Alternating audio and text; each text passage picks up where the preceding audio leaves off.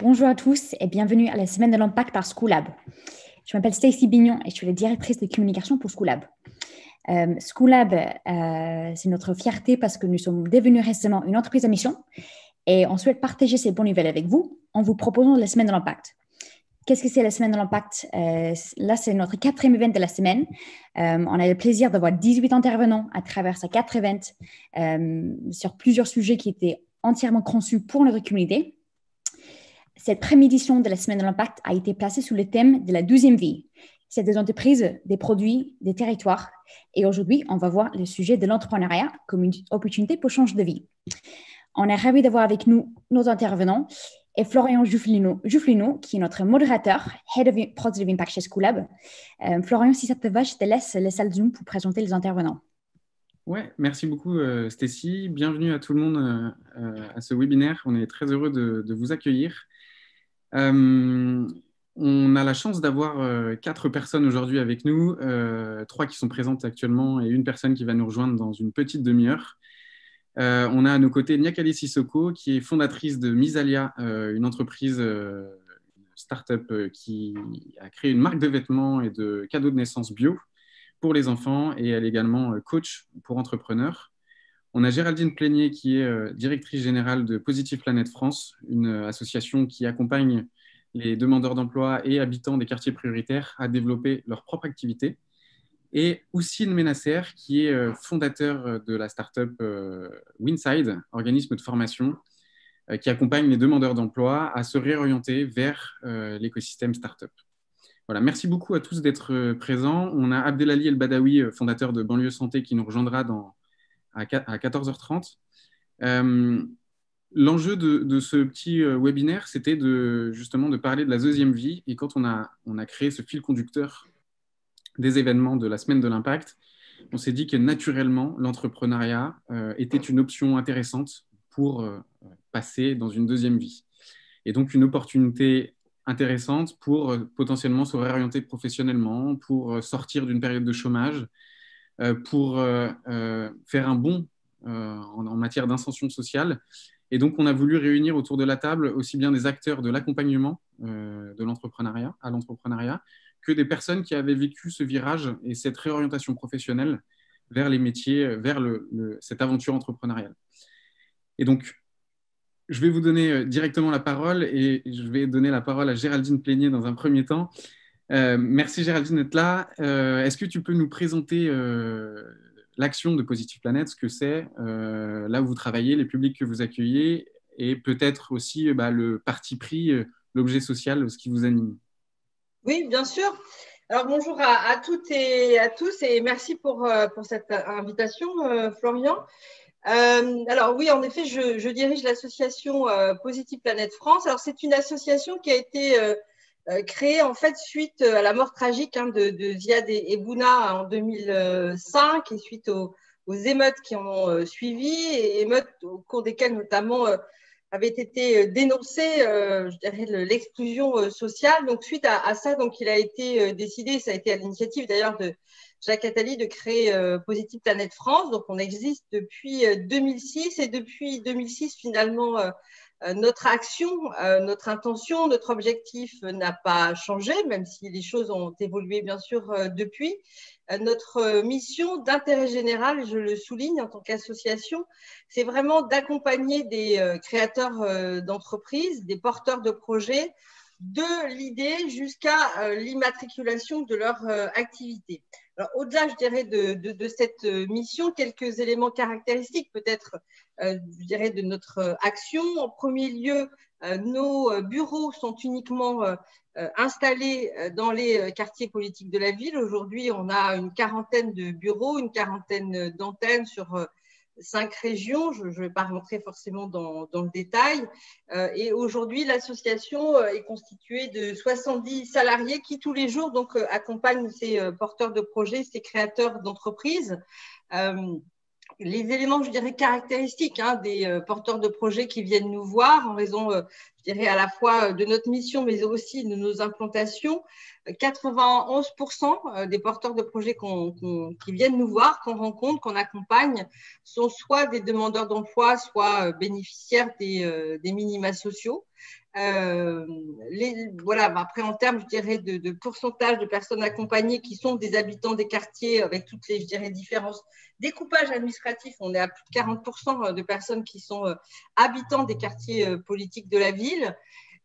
Et depuis que nous existons, nous avons accompagné la création de plus de 8000 entreprises qui sont pour la grande majorité des micro-entreprises, mais en soulignant aussi que ces créations, puisqu'on réalise tous les 2 ans maintenant une étude de pérennité, la pérennité des entreprises à 3 ans, des micro-entreprises à 3 ans que nous accompagnons est aux alentours de 69%.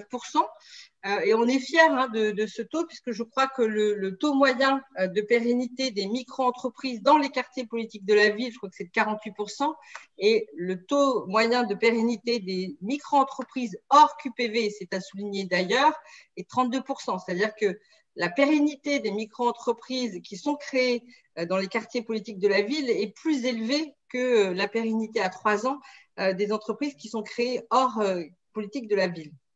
Donc, voilà comme élément caractéristique. Souligner aussi le fait qu'on accompagne énormément de femmes, 50% de bénéficiaires, de porteurs de projets que nous accompagnons sont des femmes, quasiment autant en termes de création d'entreprises. Et ensuite, en termes, je dirais, de secteur d'activité des entreprises créées, bon, les secteurs d'activité sont extrêmement larges, les exemples aussi. Il y a évidemment beaucoup d'activités dans le domaine du service, dans le domaine de la construction, dans le domaine également des prestations de formation, dans le domaine voilà, des produits de beauté, mais c'est extrêmement divers. Et je dirais que dans notre accompagnement, nous nous attachons vraiment à accompagner le porteur de projet tout au long de son parcours de création de manière très individualisée. Il n'y a pas de pression de temps, c'est-à-dire qu'en moyenne, cet accompagnement dure entre 6 à 8 mois, mais ça peut être moins, ça peut être plus. Nous n'avons pas en fait d'objectif quantitatif. Notre objectif, c'est pas d'accompagner à tout prix jusqu'à la création. Notre objectif, c'est vraiment d'accompagner le porteur de projet dans son projet, et idéalement afin que ce projet soit pérenne, que ce projet aussi ait un impact positif, qu'il s'agisse d'un impact social ou d'un impact environnemental. Mais je crois que justement le succès de notre accompagnement et le fait que le taux de pérennité est élevé, ça résulte du fait justement qu'on laisse le temps à l'entrepreneur de construire son projet, de construire son business plan, de définir sa stratégie commerciale et surtout de faire en sorte qu'il puisse développer, je dirais, son assurance, qu'il puisse développer sa posture d'entrepreneur. Évidemment, ce sont des éléments qui sont essentiels dans le cadre d'une création d'entreprise, quelle qu'elle soit. Merci beaucoup, Géraldine. Je vais me tourner vers Niakale. Alors, toi, avec la double casquette d'entrepreneur, où je vais te poser la question déjà de quel est ton projet et puis plus de façon plus personnelle, qu'est-ce qui t'a poussé, qu'est-ce que tu faisais avant et qu'est-ce qui t'a poussé à entreprendre. Et puis aussi, tu as une double casquette puisque tu as une casquette depuis quelques mois aussi d'accompagnatrice, de porteuse de porteur de projet. Et donc peut-être nous dire aussi quelle est la caractéristique des gens, le profil des gens que tu as l'occasion d'accompagner. Ok, super. Bonjour à tous et à toutes. Donc oui, je m'appelle Niakale Sissoko, je suis entrepreneur. Je me suis lancé, le premier projet que j'ai lancé, donc Missalia, comme tu l'as décrit Florian. Donc Missalia, une marque de prêt-à-porter bio pour bébés qui allie le style et la responsabilité sociétale et environnementale. Donc au départ, quand je me suis lancé, c'était dans le fait de pouvoir proposer des idées cadeaux de naissance qui soient porteurs de sens, qui soient bienveillants. Et au fur et à mesure, la question environnementale, elle est devenue de plus en plus évidente dans le projet. Et à travers du coup cette marque, l'idée, c'est de se dire, OK, le textile, c'est la deuxième industrie la plus polluante au monde et il faut clairement y faire quelque chose.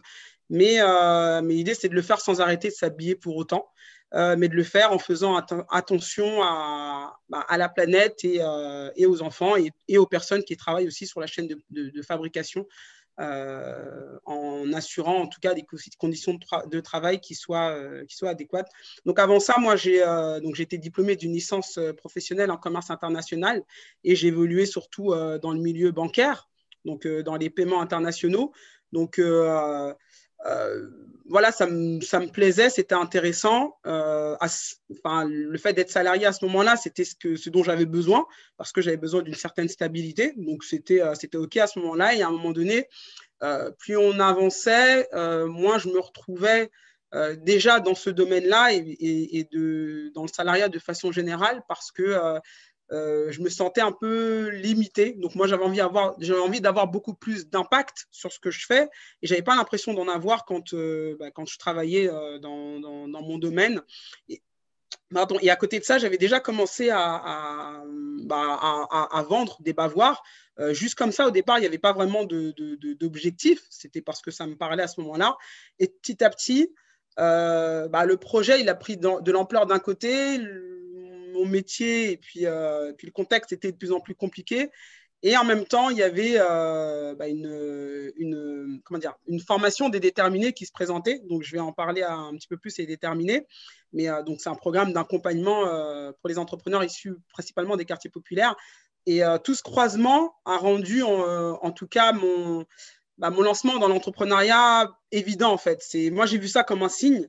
Et je me suis dit, je pense que c'est vraiment le moment de me lancer. Et donc, j'ai fait la bascule. J'ai bénéficié d'une rupture conventionnelle avec mon entreprise pour pouvoir me lancer. Et puis, c'est là où j'ai commencé à développer mon projet entrepreneurial.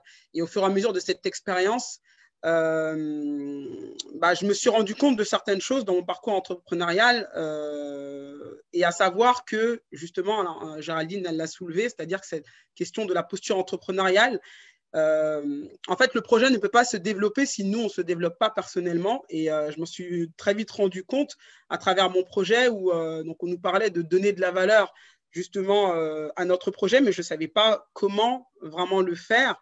Et plus j'ai mis le doigt sur cette question de connaissance de soi et de quelles sont les ressources qu'il y a en nous et qu'on va mettre au service du projet, plus je me suis dit, il y a un focus quand même à faire qui est plus important sur cette question de posture, de talent, de valeur que l'on a nous d'abord et qu'on va mettre au service du projet pour lui donner de la valeur par la suite.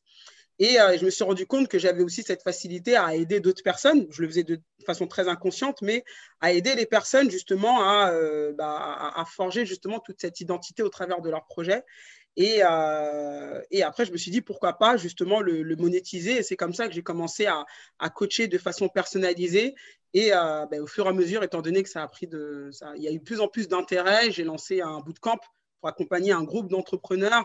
Et justement, j'ai été sollicité par d'autres structures pour pouvoir intervenir justement sur cette question de posture entrepreneuriale et de leadership que j'ai réussi à développer parce que j'ai eu aussi un parcours sportif et dans le domaine du taekwondo et toute cette question de mindset dont on a besoin dans l'entrepreneuriat, je me suis dit pourquoi pas le mettre au service justement de la création d'entreprises et j'en suis venu à créer Lead Your Life, donc pour pouvoir aider les entrepreneurs à développer leur leadership.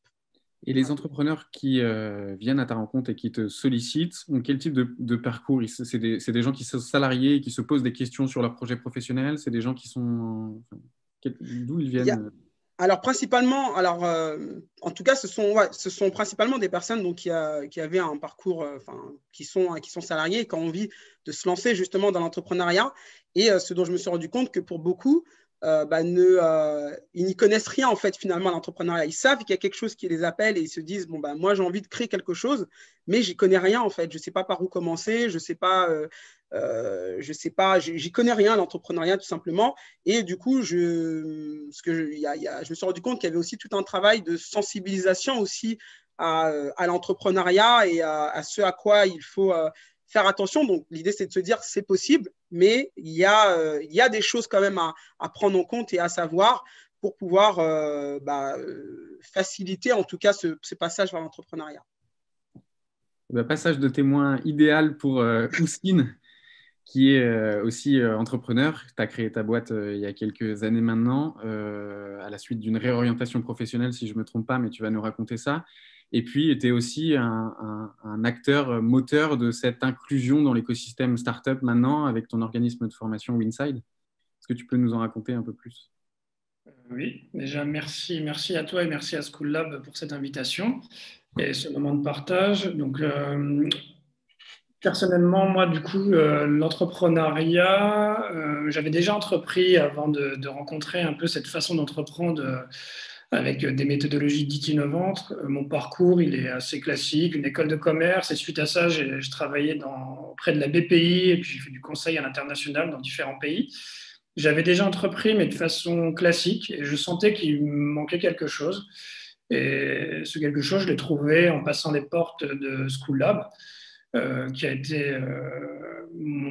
m'a accompagné dans la création de Winside. Winside, c'est un organisme de formation dédié aux demandeurs d'emploi seniors ou demandeurs d'emploi en seconde partie de carrière. Et on les invite à s'acculturer, à se faire la main sur les méthodologies dites innovantes, telles que le design thinking ou Lean Startup, en partant du postulat que dans l'écosystème startup, il y a très peu de mixité générationnelle. En fait, on rencontre souvent les mêmes personnes. Or, ces seniors sont remplis de compétences, d'expériences, et les startups, de leur côté, manquent quelquefois d'expérience et de compétences. Donc, on a décidé en fait de faire une mise en relation entre ces deux univers, tout simplement. Ça se matérialise par différents programmes de formation. Un programme de formation qui est justement fait avec vous-même School Lab et avec Positive Planet, avec Géraldine, dans le cadre du PIC, le plan d'investissement dans les compétences, avec Ose Créer ton job. Ça se manifeste aussi par des programmes que nous avons montés. Le dernier programme que nous avons monté s'appelle les No-Codeuses. C'est un programme qui est dédié à des demandeuses d'emploi en seconde partie de carrière. Alors, seconde partie de carrière, au niveau de l'âge, ça dépend des institutions avec lesquelles vous vous adressez, mais on va dire à partir de 40 ans et plus. Et on les incite justement à s'approprier les méthodologies et les outils qui vont leur permettre soit de booster leur projet entrepreneurial ou soit de booster leur CV afin d'augmenter leur capacité de recherche. Et toi, comment tu as pris la décision de te lancer dans une aventure entrepreneuriale? Ça faisait appel à quoi chez toi? Ça faisait appel au fait que je ne trouvais plus ma place dans le monde de l'entreprise. C'est-à-dire que j'étais en capacité de faire gagner de l'argent à une structure qui avait déjà de l'argent. Et je ne trouvais pas énormément de sens à ce que je faisais. Je pense que la simplicité pour moi aurait été de rester là où j'étais en tant que salarié. Après, à côté de ça, moi, j'avais déjà entrepris de façon, entre guillemets, classique. J'avais déjà fait, par exemple, de l'import-export entre l'Indonésie et l'Espagne. J'avais déjà fait de l'immobilier. Mais je savais qu'il y avait une mouvance entrepreneuriale qui existait et dont je n'avais pas les codes ni la connaissance. Et en fait, en passant les portes de School Lab, j'ai pu toucher de près ces méthodologies, cette façon de faire, cette façon très rapide d'aller tester quelque chose. Auparavant, j'étais encore dans ce qu'on m'avait appris durant mes études à l'école de commerce, c'est-à-dire quelque chose de très sécurisant par le biais d'un business plan, d'un prévisionnel, d'un souhait. Je ne dis pas qu'il ne faut pas faire de business plan et de prévisionnel, bien au contraire. Mais je pense qu'il y a de nouvelles façons de faire, de nouvelles approches qui sont davantage adaptées à un public qui n'est pas au fait de l'entrepreneuriat. C'est-à-dire on peut le vulgariser, on peut l'amener avec une approche beaucoup plus souple que celle que je connaissais auparavant et que celle que connaissent bon nombre d'entrepreneurs que je rencontre dans les différents programmes que nous menons au sein de Winside. Donc voilà comment je suis arrivé dans l'entrepreneuriat. Okay. Peut-être que Florian, je ne sais pas, mais c'est l'occasion peut-être de parler justement du programme qu'on a monté ensemble. Ose créer ton job, je vous laisserai le présenter dans le détail parce que vous êtes acteur direct de ce programme, mais en effet, dans le cadre du plan investissement compétences, on a eu le souhait commun d'expérimenter finalement, puisque c'est l'objet de 100% inclusion, de nouvelles modalités d'accompagnement à destination, et c'est tel que défini par le ministère du Travail, du public dit invisible, c'est-à-dire bénéficiaires des minima sociaux, habitants des quartiers, seniors, demandeurs d'emploi, personnes en situation de handicap. La liste est malheureusement longue.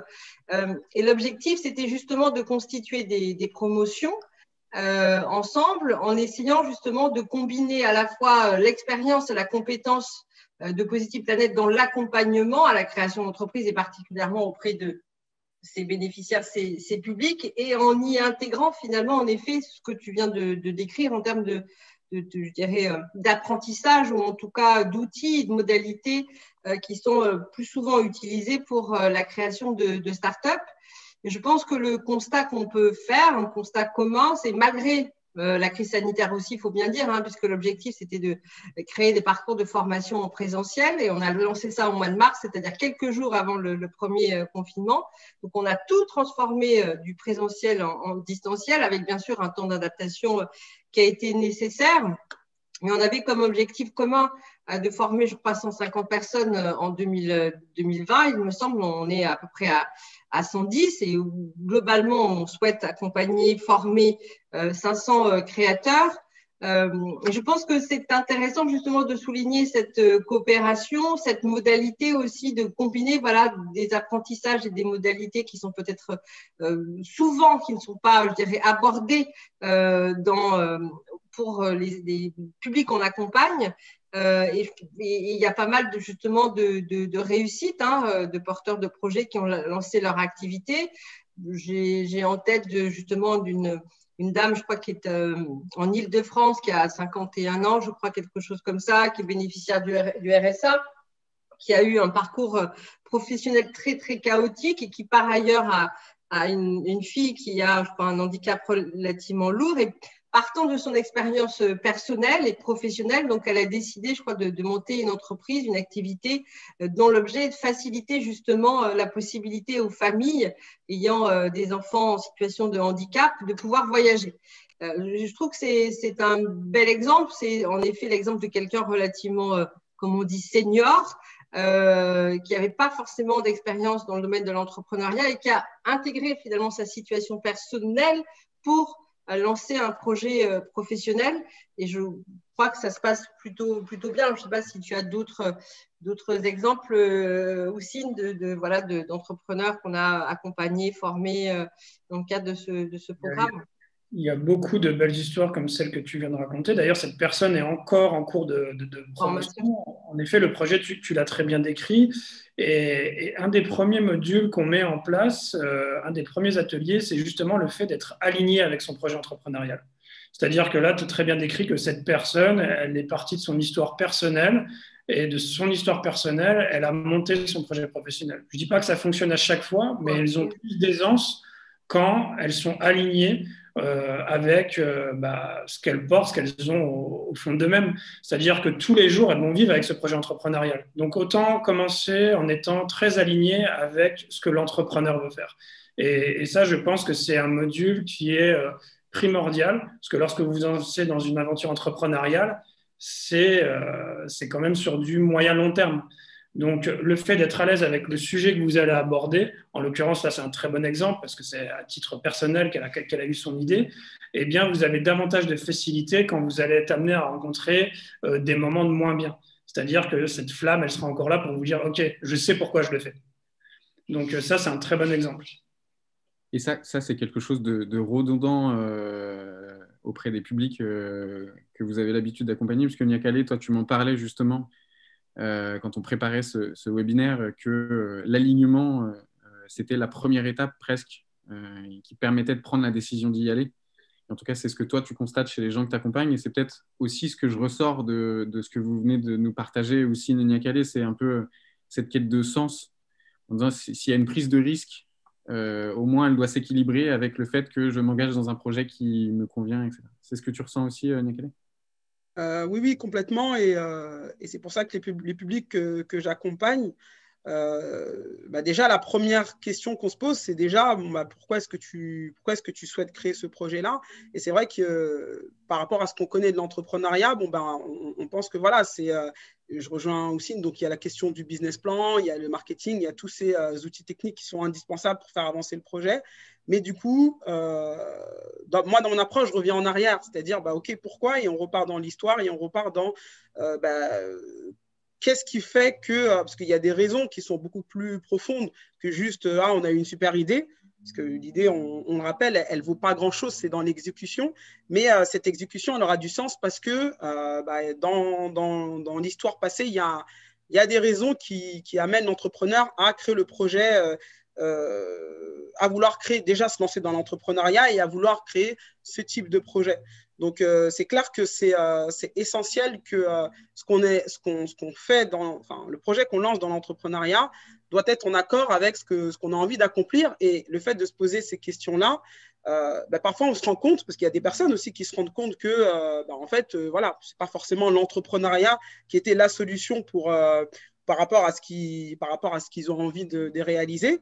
Et voilà, si c'est l'entrepreneuriat, quel type de projet on va développer? Parce que parfois, on peut avoir une idée qui n'est pas du tout en accord avec ce qu'on a envie d'accomplir. Donc, c'est cette question d'alignement et du pourquoi on le fait, elle est essentielle pour donner un sens à tout ce qui va se passer par la suite en termes de parcours, quoi.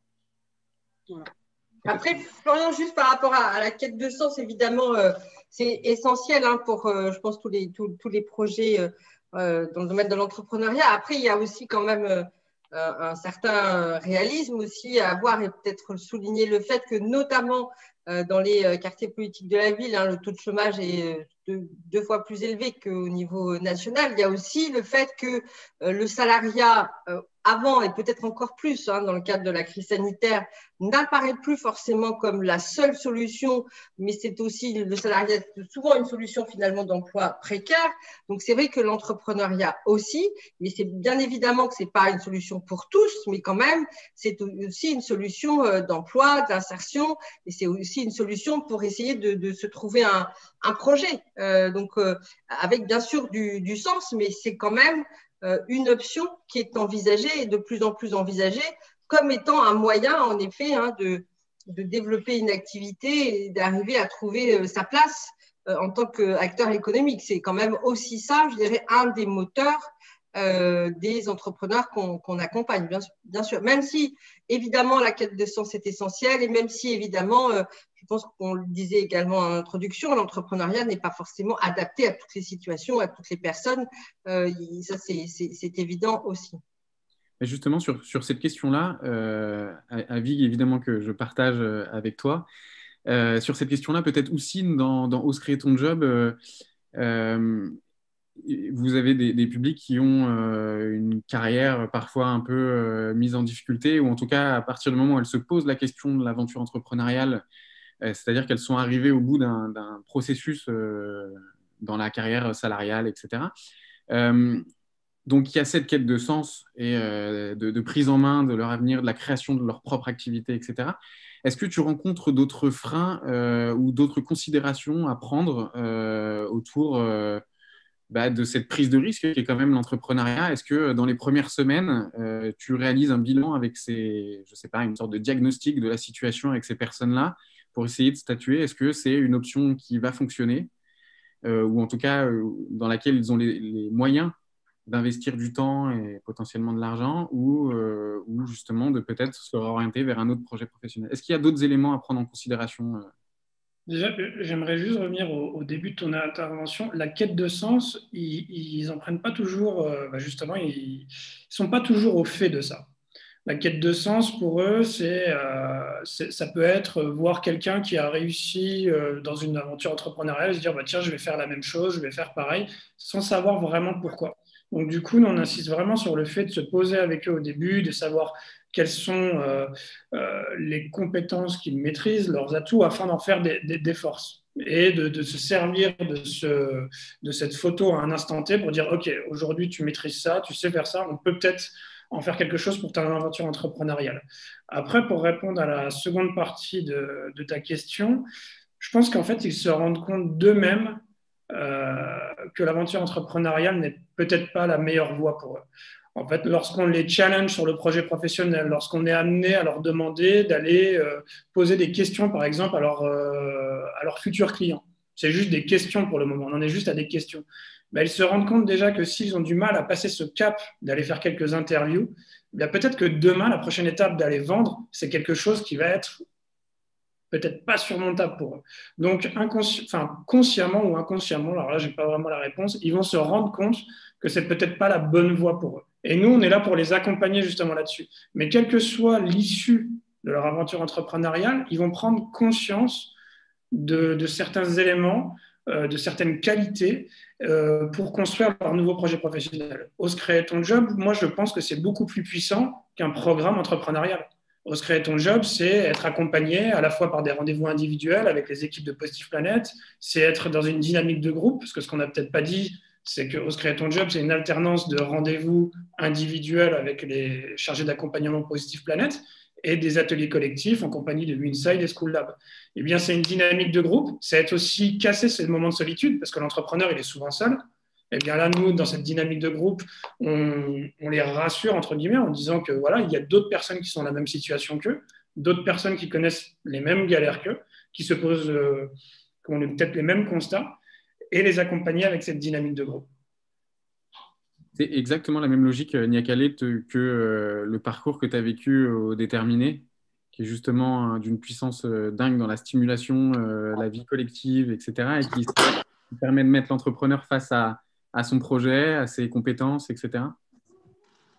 Ouais, très clairement, en fait, parce que l'objectif, l'objectif des Déterminés, c'est de mettre quand même l'entrepreneur dans un écosystème dans lequel il n'était pas avant déjà, et dans lequel donc il va être constamment challengé en fait, et dans sa personne et dans son projet en fait. Et il y a cette démarche de le mettre face aussi à la réalité, à sa réalité d'entrepreneur, pour justement le faire se remettre en question et le mettre face à une des premières aptitudes, une des aptitudes importantes dans l'entrepreneuriat, c'est celle de l'adaptation en fait. Ça passe par une remise en question et de se dire, OK, comment face à un environnement qui ne va pas être exactement comme je vais le concevoir, parce qu'on peut avoir tous, on peut le visualiser en fait, c'est important de le visualiser, en tout cas sa vie d'entrepreneur et ce qu'on veut par rapport à son projet, mais la réalité sera, ne va pas, il y a des grandes chances que ça ne se passe pas comme prévu et l'idée c'est de confronter justement l'entrepreneur. Il y a des mises en réseau, on fait des rencontres avec des profils qui ont été en succès et de par leur expérience, ils vont challenger justement les projets pour les faire se remettre en question. Et je pense que c'est une des choses parfois qu'on a du mal dans l'entrepreneuriat, c'est de se confronter justement au regard des autres par rapport à son projet. Et je rejoins Houssine quand il dit que si déjà on n'est pas prêt, comme il a dit, vraiment avec de simples questions, de simples remarques et même des conseils parfois bienveillants à entendre et à se remettre en question pour pouvoir avancer dans son projet, ça va être compliqué parce que le fait d'être exposé, on sera confronté justement à ces retours-là et effectivement, c'est là où je pense que tout est une question. Alors, tout le monde, selon moi, a les ressources et a des raisons profonde de vouloir se lancer dans l'entrepreneuriat, mais tout le monde ne sera pas prêt à passer justement au travers de toutes ces critiques, de tous ces challenges qui vont se faire déjà sur le plan technique, mais sur le plan émotionnel aussi. Et tout le monde n'est pas prêt à surpasser ça en fait. Et c'est cette question-là qu'il faut se poser, c'est par rapport à ce qui nous tient à cœur de réaliser au travers de l'entrepreneuriat. Est-ce qu'on est prêt à accepter et les côtés passionnant l'entrepreneuriat, parce que c'est passionnant, faut garder en tête que ça reste une vocation quand même, c'est de se dire, OK, quand on se lance dans l'entrepreneuriat, c'est qu'on a envie d'accomplir des choses au travers de l'entrepreneuriat, mais à côté de ça, du coup, il y a on est challengé, on se remet en question comme peut-être on l'a jamais été dans un contexte où on était plus dans un cocon ou dans une certaine sécurité, et faut avoir envie de composer avec. Et je pense que s'il y a des personnes qui font machine arrière, c'est que on est peut-être pas très à l'aise avec ça. J'attendais le moment propice pour accueillir Abdelali. Salut Abdelali. Je ne sais pas si tu nous entends bien. Alors, salut. Bien. Vous voyez ? Ouais, merci d'être là. Merci à vous. Désolé du retard. Petit problème technique à gérer. Il n'y a pas de souci. Est-ce que rapidement tu peux te présenter et dire ce que tu fais et ce que tu faisais avant peut-être d'entreprendre aussi Oui, bien sûr. Alors, je m'appelle Abdelali El Badawi, j'ai 37 ans, je suis infirmier de profession, j'ai fondé Banlieue Santé aujourd'hui, qui est une organisation qui crée des solutions d'inclusion sociale et médicale, c'est-à-dire c'est comment on raccorde des patients les plus fragilisés à la santé. Et avant ça, bien entendu, j'étais infirmier. J'ai un parcours assez atypique puisque j'ai longtemps été agent de service hospitalier, donc je faisais le ménage et auxiliaire de vie pendant près de 8 ans dans plusieurs hôpitaux, cliniques, etc., maisons de retraite. Puis après, en 2007, j'ai décidé de reprendre des études, alors que je n'avais pas le bac, puisque j'étais à ce moment-là sportif de haut niveau en équipe de France d'athlétisme de fond et demi-fond, qui m'a permis de passer le concours et de devenir infirmier en 2010 et de créer en 2018 de manière officielle Banlieue Santé, mais ça faisait près de 10 ans déjà qu'on menait des actions de vulgarisation à la santé et d'accès à la santé, avec la réflexion que la santé aujourd'hui doit être au cœur du système, au cœur de notre monde. Et on voit la santé, nous, de manière hyper inclusive, c'est-à-dire qu'on pense que la santé, c'est certain même, dans la définition d'ailleurs de l'OMS, la santé, c'est pas uniquement l'absence de maladie et de symptômes, mais c'est d'abord un état de bien-être social, physique, mental et autres qui permettent d'aller bien et de permettre de travailler, se former. La santé, c'est la culture, la santé, c'est le sport, la santé, c'est l'emploi, la santé, c'est tout ça. Super, merci. Pour le coup, toi, l'entrepreneuriat, ça a été vraiment une deuxième vie professionnelle je ne sais pas si elle a peu à voir avec le métier d'infirmier, mais en tout cas, ça s'avère que ton quotidien a clairement changé par cette aventure entrepreneuriale. Ouais, bien sûr, bien sûr. Alors, comme Nia Calais, effectivement, et que je salue bien amicalement, puisque Nia Calais est passé par les déterminés, et je suis aussi passé par les déterminés. Alors, je salue aussi Géraldine, tout le panel aussi, etc., et Stécie, parce que vous avez fait un sacré travail pour organiser cet événement.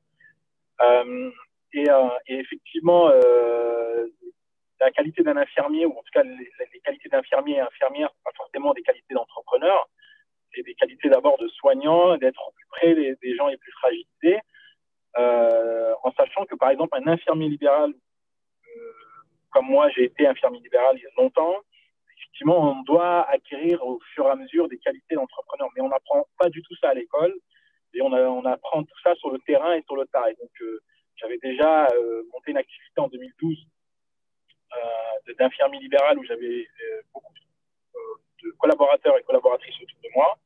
Et puis, en 2018, je décide de créer l'association et de créer l'organisation pour permettre effectivement de créer de l'emploi, mais sur je dirais des profils de métiers qui sont un peu particuliers, puisque au sein de l'équipe Banlieue Santé, on a de tout. On a des anthropologues, sociologues, des médecins, des professionnels de santé qui sont juristes aussi en droit de la santé ou droit social, en plus de leur casquette de professionnels de santé.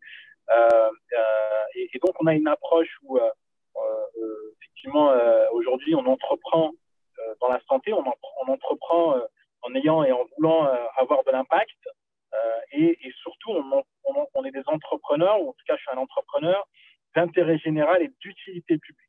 Parce que ce qu'on fait, c'est d'utilité publique et d'intérêt général. On va revenir peut-être un peu plus tard sur le contexte qui concerne l'entrepreneuriat social et l'entrepreneuriat impact qui est très intéressant et dont les entrepreneurs dont on parle sont souvent concernés par ces projets à impact et qui ont du sens, etc. Peut-être avant, je vais revenir auprès de Géraldine pour aller un peu plus en amont dans le parcours et se dire ce qui nous revient régulièrement de la part de ces entrepreneurs qui viennent de se lancer, c'est j'ai eu du mal à accéder à l'information, à ce que c'était que l'entrepreneuriat, puisque j'ai peu de gens autour de moi qui ont entrepris. Et donc, c'est une option qui est apparue un peu tard et souvent presque par magie, par une rencontre, par des choses comme ça. Cet enjeu de communication, de sensibilisation, de sourcing, comment vous le travaillez, vous, à Positive Planet pour faire en sorte que ça devienne une option? C'est clair que c'est un enjeu majeur, mais je crois que d'ailleurs, notamment dans le cadre d'une étude de la BPI Terra Nova, il soulignait le fait que 70% des entrepreneurs dans les quartiers politiques de la ville ne sont pas accompagnés par des réseaux. alors qu'en effet, le pourcentage est plus élevé hors quartier. Donc, c'est vrai que c'est un enjeu important. Et souligner aussi cela par un autre témoignage d'un jeune qui est accompagné et formé dans le cadre de Ose Crée ton job, qui s'appelle, je crois, Yacine, qui est un jeune qui avait toujours voulu créer son entreprise, mais ne savait pas forcément comment. Et puis, ce qu'on fait régulièrement, c'est-à-dire on met des barnums au pied des immeubles, et bien on va à la rencontre des habitants. Et sa mère est venue à notre rencontre et donc lui a donné l'information. Et du coup, Yacine a rejoint le programme de formation, et je crois que là, il est en train de monter une boîte d'import-export. Et il n'imaginait pas, en fait, il ne savait pas qu'il y avait ce type de proposition, de réseau, en plus accompagnement gratuit. Donc, c'est vrai que l'enjeu, en effet, c'est la connaissance, l'information, la sensibilisation et le fait d'aller à la rencontre des futurs entrepreneurs et de leur expliquer ce qu'on fait, de leur expliquer le soutien qu'on peut leur apporter. Donc ça, c'est un enjeu majeur. Et d'ailleurs, dans le cadre de Ose Créer ton job, il y a des chargés de sensibilisation dans le métier tous les jours, même si évidemment dans le contexte de la crise sanitaire, ça a été un peu plus compliqué. Mais c'est justement d'aller à la rencontre des entrepreneurs et des habitants pour peut-être soit donner envie, ou pour certains, leur faire toucher du doigt qu'en effet, leur projet est sûrement et peut-être viable, mais que pour le faire aboutir, c'est utile de se faire accompagner. Enfin, dans les questions que tu posais, les conseils que tu disais, voilà, quels conseils tu donnerais à quelqu'un qui hésite, c'est de se faire accompagner, de venir nous voir, nous, ou les déterminés, ou d'autres, et peu importe, ça dépend, je pense, en fonction de son lieu d'habitation, de son projet, enfin, de son intention. Mais voilà, le conseil que je donne, c'est ça, c'est venez à la rencontre des équipes, venez à la rencontre des réseaux d'accompagnement. Et pour cela, en effet, notre mission, c'est aussi d'aller à la rencontre de ces entrepreneurs. Donc, on le fait physiquement, mais on le fait aussi de plus en plus, évidemment, à distance. On utilise les réseaux sociaux parce que c'est aussi grâce aux réseaux sociaux aujourd'hui qu'on se fait connaître et qu'on fait connaître notre activité, nos modalités d'accompagnement. Donc, ça a toujours été de toute façon, je dirais, dans l'objet et dans la mission de Positive Planet, c'est pas forcément d'attendre que les porteurs de projets viennent nous voir, même si beaucoup viennent nous voir, et notamment grâce à Pôle emploi. Mais notre rôle, c'est aussi d'aller sur le terrain et de travailler aussi avec l'écosystème, à tous les acteurs nationaux, locaux, vous, mais aussi, bien sûr, les missions locales, les centres sociaux, tous les acteurs qui sont et toutes les associations qui sont sur le terrain. Donc, on ne le fait pas seul. Ça aussi, c'est à souligner. C'est important de travailler avec l'ensemble des acteurs présents. Et vous, Abdelali, Houssine, Niakale, vous qui avez eu une vie avant salariale, comment vous vous êtes emparé de ce rôle de rôle modèle, justement? Comment est-ce que vous êtes amené, alors aujourd'hui, en est un exemple, de témoigner de vos parcours, etc. Est-ce que vous avez, c'est quelque chose, c'est une sollicitation qui vient régulièrement parmi vos proches, les associations par lesquelles vous avez été accompagné, etc. Enfin, comment vous concevez ce rôle de rôle modèle et de partage de ce que c'est que l'aventure entrepreneuriale? Je ne sais pas s'il y en a un de vous trois qui veut partager un peu son... Je vais laisser Niakale parler.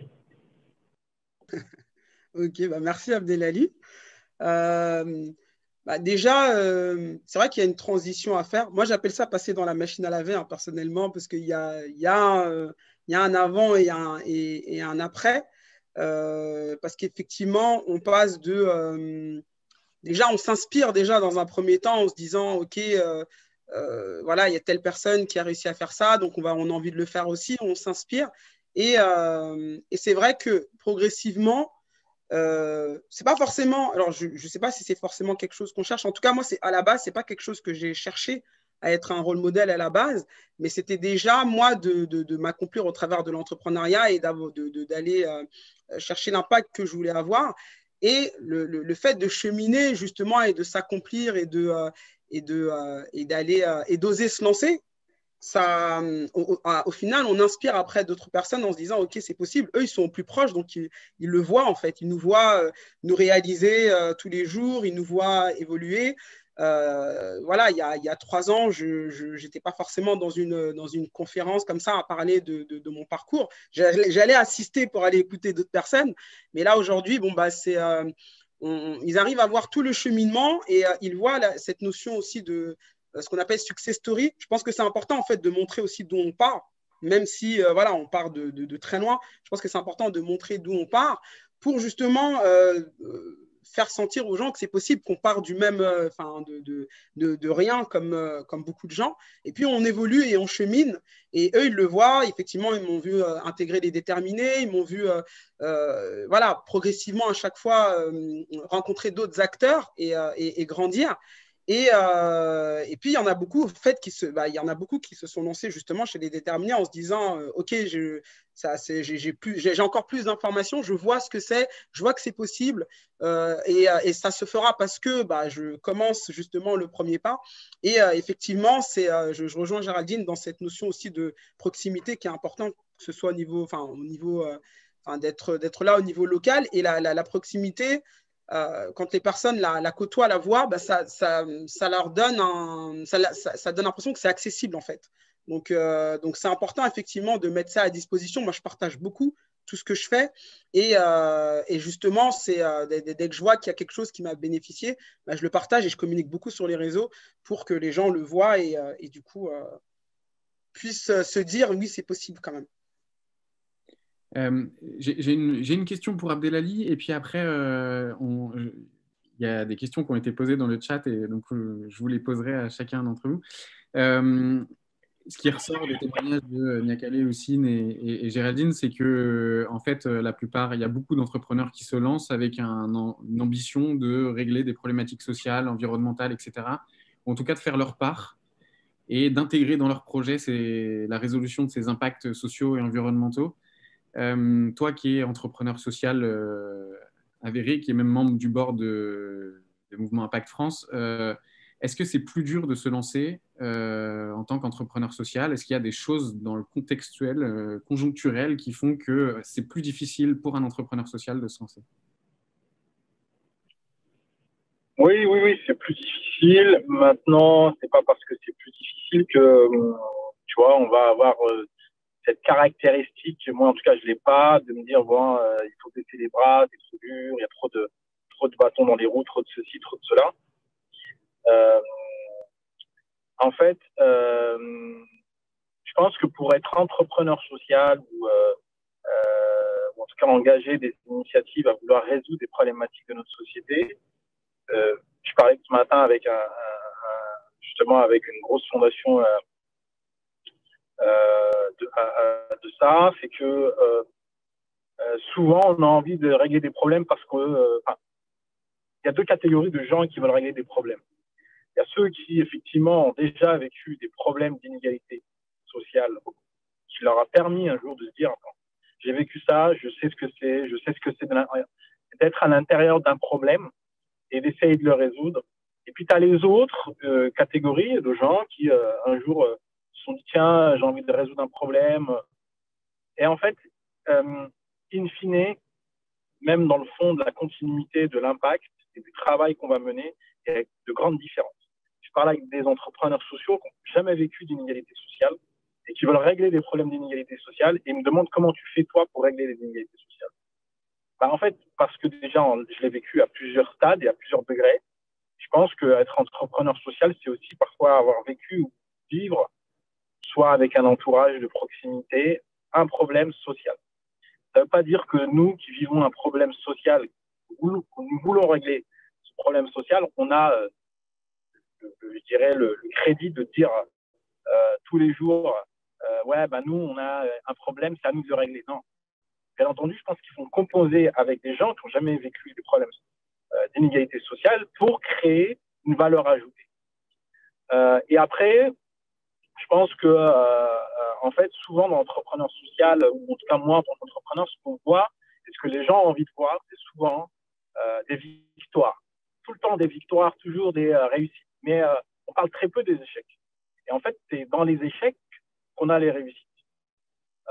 Et surtout, les échecs permettent des réussites qui sont des petites victoires. Ça ne veut pas dire que ça y est, on a réglé le problème de la société.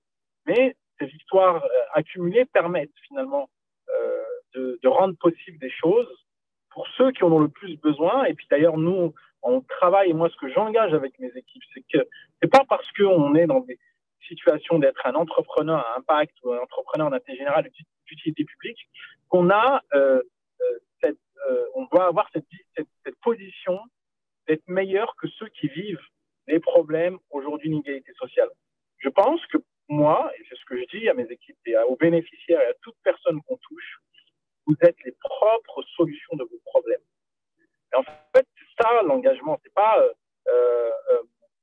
de se dire, ben voilà, je veux juste régler un problème parce que je me suis levé un matin, j'ai fait une douche, et vas-y, je vais faire un PowerPoint et je vais présenter ça à un investisseur et je vais lever 5 millions d'euros. C'est pas ça marche pas. Ça marche parce qu'en fait, tu bluffes et que tu as des réseaux et que tu fais partie des réseaux. Moi, j'ai pas de parcours scolaire à la base, j'ai pas fait partie de grandes écoles. Alors, bien entendu, je travaille avec des gens qui ont fait des grandes écoles, mais je pense que, en fait, chacun a son savoir. Un berger, il a son savoir. Un mec qui ramasse tous les matins les poubelles en bas de chez toi à 6 heures et qui travaille pour la mairie de Paris, pour une autre commune, il a son savoir. Et en fait, on doit respecter le savoir de tous pour réussir à créer de l'engagement et à créer des solutions à impact. Et c'est ça notre boulot. C'est pas juste de dire ouais, c'est super, voilà, on m'a vu à la télé, je suis sur Canal ou je sais pas quoi. Ça, c'est du bluff, c'est du mytho, tout ça. La vérité, c'est le terrain. La vérité, c'est d'être au plus proche de ceux qui vivent les inégalités. C'est ça la vérité. C'est pas de dire je vais régler un problème. Tout le monde peut et vous vouloir régler un problème. Mais souvent, on est très loin du terrain et c'est ce qui fait qu'aujourd'hui, même dans l'engagement de l'impact social qu'on a aujourd'hui en tant qu'entrepreneur social, on peut créer des problèmes à ces gens. Alors que la réalité, c'est d'être encore aujourd'hui, la réussite nous, de notre programme et de ce qu'on mène aujourd'hui. Et d'ailleurs, on se félicite, nous, aujourd'hui, sans être dans l'orgueil. Depuis peu, on a lancé un MBA avec l'INSEAD sur l'impact social. Une asso issue des quartiers, montée par des gens des quartiers populaires, qui va donner des cours aux leaders de demain des grands groupes. C'est inédit, ça n'existe pas. Mais en fait, nous, c'est pas grave, on sait que ça n'existe pas, on sait tout ça, mais maintenant on le crée, on va le valoriser, on va l'engager, et quoi qu'il arrive, on sera là, quoi qu'il arrive. Moi, Florian aussi, je voulais souligner, suite au témoignage d'Abdelali, moi, je l'avais rencontré il y a 3-4 ans. Il raconte cette histoire, mais surtout, il n'a jamais lâché, quoi. Enfin, parce que quand on s'était vu il y a 3-4 ans, c'était pas si simple que ça, honnêtement. Pourtant, le projet était là, l'impact était là, son parcours, sa connaissance, tout ça existait déjà.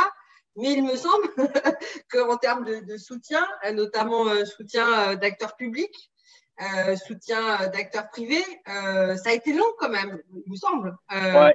La crise sanitaire, entre guillemets, a aidé, et bon, tant mieux, c'est un révélateur, mais surtout, c'est de se dire aussi, quand on porte ce type de projet, c'est pas que la question d'innovant, mais voilà, que personne n'avait forcément proposé ou imaginé, les choses ne se font pas non plus en 2 minutes. Hein. Il faut être tenace. Et voilà, je me permettais de le souligner parce que…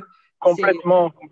Géraldine, merci Géraldine d'avoir retenu ça parce que c'est hyper important. En fait, il y a plus de 15 ans, j'avais rencontré Younes Bourimech, tu sais, qui est au conseil d'administration chez vous. Et je lui avais parlé de mon projet déjà, j'avais ça en tête. Je m'étais dit, il fallait que je lutte contre les inégalités. Et tous les ans, il me disait, reviens quand tu es prêt. Reviens, t'inquiète pas. Et il m'a jamais fermé les portes. Et en mars 2020, il m'appelle, il me dit, qu'est-ce que tu fais pendant la crise? Je dis, bah, écoute, on est sur le terrain, on est en train de monter un truc et tout. Et t'as Younes qui a appelé ses contacts et ça reste assez accéléré. Et en fait, on n'a jamais rien lâché. Et pour vous dire, jusqu'en mars 2020, on n'avait même pas un budget d'une mairie. Même pas une mairie nous a dit, je vous fais confiance. Et effectivement, on est passé de même pas une mairie qui vous fait confiance. Aujourd'hui, on écrit et on réfléchit des programmes pour l'État, pour les ministères, sur la question de la santé, sur la question de l'inclusion à la santé, et qu'est-ce que la santé peut être révélateur d'effets positifs dans la vie de nos concitoyens français aujourd'hui. Parce que, effectivement, la crise a révélé, et ça, nous on le savait, parce que moi, ça fait des années que j'y crois et que moi, je suis quelqu'un, jusqu'à la mort, c'est pas grave, on va y aller, quoi qu'il arrive. Et la crise, elle a révélé que nous, notre travail, en fait, il avait une valeur ajoutée et qu'il avait sa place, plus que tout aujourd'hui, dans ce qu'on appelle aujourd'hui, et d'ailleurs Jacques Attali en parle, de l'économie de la vie. Ce qui a été nécessaire à notre vie aujourd'hui pendant cette crise, c'est la santé, c'est l'alimentation, des choses comme ça, des choses finalement pragmatiques et très terrain et très de proximité. Et donc ça, il faut le rappeler en fait. Et d'ailleurs, les professionnels de santé qui ont cravaché comme jamais sont des gens qui sont payés parfois pas à leur juste valeur. Alors on sait, c'est pas une question de valeur financière, mais je pense que par exemple, on doit aussi amener, nous en tant qu'entrepreneurs sociaux, à engager un travail aussi, que ce soit auprès des pouvoirs publics, mais aussi auprès des pouvoirs privés, une notion d'impact, une notion d'engagement sociétal qui doit être au plus près de ceux qui vivent les fragilités. Et d'ailleurs, moi, je suis effectivement au bord de Mouvement Impact France, et c'est ce que moi j'ai envie de porter, mais aussi je suis rentré là au bord du fonds d'investissement des mutualités, la mutualité française, et là, je rejoins aussi l'équipe de Marie Eklund qui a créé un fonds sur le bien commun qui s'appelle 2050, où je réfléchis moi à donner les grandes lignes de comment aujourd'hui les fonds doivent aller au plus près, investir des projets à fort impact humain, parce qu'en fait, aujourd'hui, les fonds, par exemple, d'investissement ont investi énormément sur des idées, sur des protocoles ou sur des pseudo-PowerPoint, mais ils ont très peu investi sur le capital humain, de l'hyper-proximité, de l'engagement de chacun et de chacune. Merci beaucoup. Je vais être obligé de conclure l'échange là, peut-être en vous laissant un dernier petit mot et un conseil à ces entrepreneurs qui nous regardent et qui nous regarderont le replay. Un petit mot en très rapide, puisqu'il ne nous reste plus que 2 minutes, mais qu'est-ce que vous avez à leur dire pour les encourager ou pas, mais en tout cas un conseil à partager à ces entrepreneurs? Qui veut commencer? Moi, je l'ai un petit peu dit, Florian, je pense que voilà, c'est de dire à ces futurs entrepreneurs qu'ils aient confiance en leur projet, mais surtout qu'ils viennent nous voir, qu'ils viennent se rencontrer des réseaux, qu'ils se fassent accompagner, qu'ils puissent partager avec des pairs, ce que disait Houssine dans le cadre du programme Créer ton job. Je pense qu'aussi le fait de pouvoir être en promotion, c'est le cas aussi déterminé. C'est hyper important d'avoir cet échange avec d'autres entrepreneurs. Donc, moi, le conseil, c'est de venir nous voir et de se faire accompagner. Super. Houssine, Ounia-Kalé, ouais. Le conseil que je pourrais donner, on se met souvent des freins en avance sans avoir vu. Donc, moi, le conseil que je peux donner, c'est d'aller tester. Je rejoins Abdelali sur cette question de terrain déjà. C'est sur le terrain que ça se passe. De ne pas avoir peur d'avoir une grande vision par rapport à ce qu'on veut faire. Mais ça commence par un pas. Et donc, n'hésitez pas à aller sur le terrain à l'encontre de ceux à qui vous voulez donner de la valeur, c'est-à-dire vos clients. Voilà. Houssine? Moi, je rejoins un peu Géraldine et Niakalé avec 2 petits conseils. Ne restez pas seul. Il y a pléthore d'offres, il y a pléthore de programmes. On vous en a cité quelques-uns, mais il y a beaucoup de choses qui se font. Donc, n'hésitez pas, ne restez pas seul. Ne restez pas seul avec votre idée. N'hésitez pas à la partager. Ce n'est pas parce que vous allez la divulguer que quelqu'un va en faire une photocopie, en parler une idée, mais après, ça s'opère une idée. Donc, ne restez pas seul. Et le deuxième conseil, c'est restez vous-même. Ne cherchez pas à devenir l'entrepreneur du futur ou l'entrepreneur start-upper. Faites avec vos qualités. Avec vos qualités et votre envie, ça sera suffisant. Voilà. Abdelali, tu as un petit conseil à partager? Ouais. Alors, je suis un peu cash, je suis un peu dur, mais arrêtons de faire les mythos. Soyons au plus près des gens qui vivent aujourd'hui toutes les problématiques de société. Arrêtons de se dire on va faire une douche et on va changer le monde. Ça change à un moment, ça marche à un moment, mais en fait, le bluff, ça marche plus. Et je pense qu'en fait, il y a beaucoup trop de gens qui nous ont bluffés et qui ont réussi à lever des fonds. Et donc, j'estime qu'il faut remettre beaucoup de sens humain et humaniste à notre travail et qu'on peut changer finalement les choses même avec notre voisinage et pas se dire je vais changer la terre entière, c'est pas possible. Et puis de croire en soi et puis de continuer quoi qu'il arrive avec beaucoup de détermination, de respect pour celles et ceux qu'on sert, parce qu'on sert une cause, et avec beaucoup d'humilité, parce qu'on oublie souvent l'humilité, et surtout ne jamais oublier pourquoi et quelle intention nous avions mis au début de notre projet, pour pas dériver et passer dans des trucs où en fait notre intention est détournée par de l'argent, par du pouvoir, par des statuts politiques ou de je sais pas quoi. Voilà. Super, ça fait plein de conseils pour ces néo-entrepreneurs. Je sais qu'il y a eu des petites questions dans le chat, mais n'hésitez pas à nous les poser sur les réseaux sociaux, etc. On y répondra avec grand plaisir. Et on fera l'intermédiaire avec les structures Positive Planet, les déterminés, etc., s'il le faut. Je ne sais pas si Jacques est là. Oui. Jacques, tu voulais nous toucher un petit mot de conclusion. Merci de nous avoir rejoints rapidement. Je ne sais pas si vous m'entendez ou non. Oui, on t'entend bien, ouais. Ok. Oui, d'abord, je tenais à m'excuser parce qu'en fait, je voulais évidemment vous rejoindre plus tôt, mais en fait, on est en plein vote du budget à la mairie de Paris, là, donc c'est un peu chaud. Depuis, on fait du 8h, 21h non-stop là, depuis hier. Et voilà, il y a beaucoup de sujets d'ailleurs qui concernent les problématiques d'impact parce que on rentre dans une crise quand même assez importante. Et là, comme beaucoup de collectivités locales, on essaie de débloquer des fonds pour aider sur le terrain d'abord les entreprises, les associations. Voilà. Moi, je m'occupe du handicap. Et donc, inutile de vous dire voilà, qu'on sait que ça va être assez compliqué les mois qui viennent. Donc, le conseil que j'aurais pour les entrepreneurs, c'est que, en fait, je pense que c'est bien d'aller voir les élus.